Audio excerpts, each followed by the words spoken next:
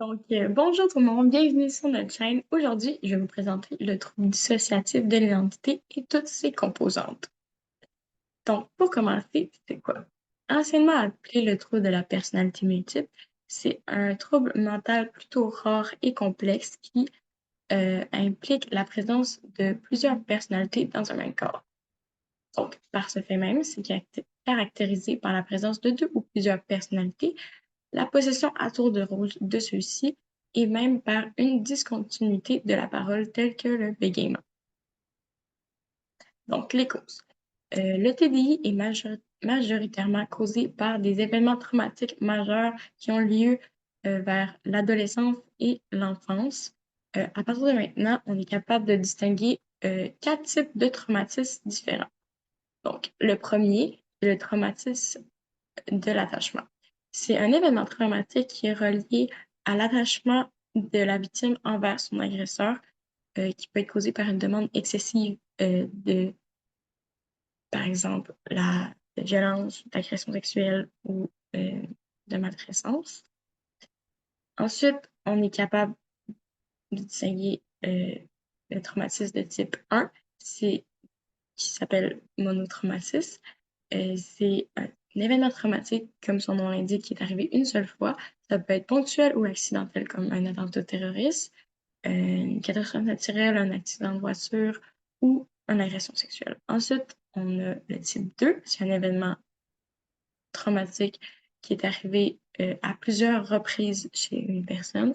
Ça peut être agression, maltraitance et violence, comme j'ai expliqué. Puis ces personnes qui sont atteintes du type 2 ont tendance à souffrir sévèrement du trouble dissociatif de l'identité.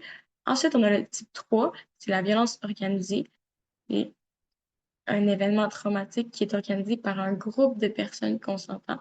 Ça peut être trafic humain et même la prostitution.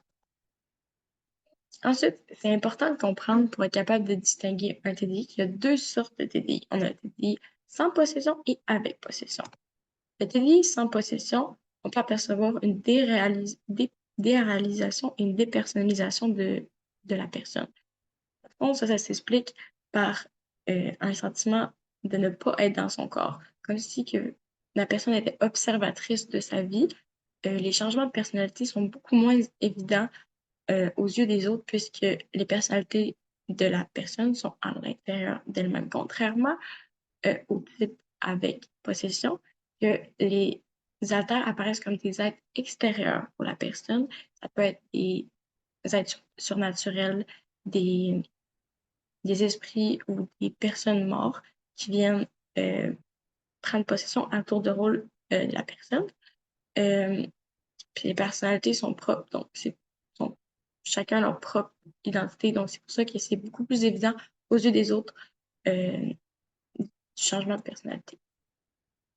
Ensuite, pour diagnostiquer, comme je l'ai dit plus tôt, c'est important de savoir euh, le type de TDI, les causes qui étaient causées et les symptômes.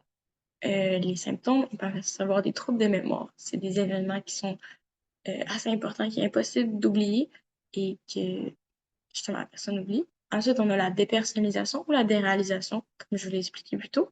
Ensuite, on a l'hallucination et l'illusion. Ça, c'est important que ces illusions-là ne sont pas causées par la drogue ou un médicament prescrit. C'est vraiment dans la nature de la personne. Ensuite, on a des troubles de sommeil. On peut aussi apercevoir des troubles mentaux autres, comme la dépression ou l'anxiété, et même des troubles émotionnels et comportementaux. Ensuite, les traitements. La nutrition peut aider grandement au bon fonctionnement du cerveau, tels que les oméga 3, des antioxydants ou des céréales comme l'avoine, qui aident à améliorer la santé mentale.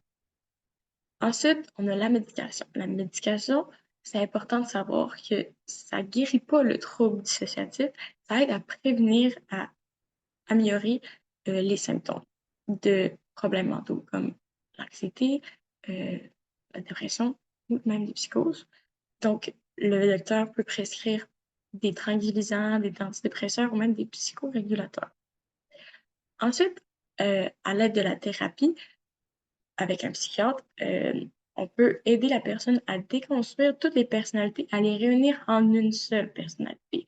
Et aussi, à l'aide de l'hypnose, qui s'appelle l'hypnothérapie, on peut viser à avoir accès à des souvenirs intérieurs, pas inférieurs, mais plutôt oubliés de la personne.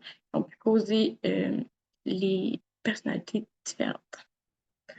Donc, merci beaucoup d'avoir écouté ma vidéo. J'espère que ça vous a aidé grandement et à la prochaine pour une nouvelle vidéo.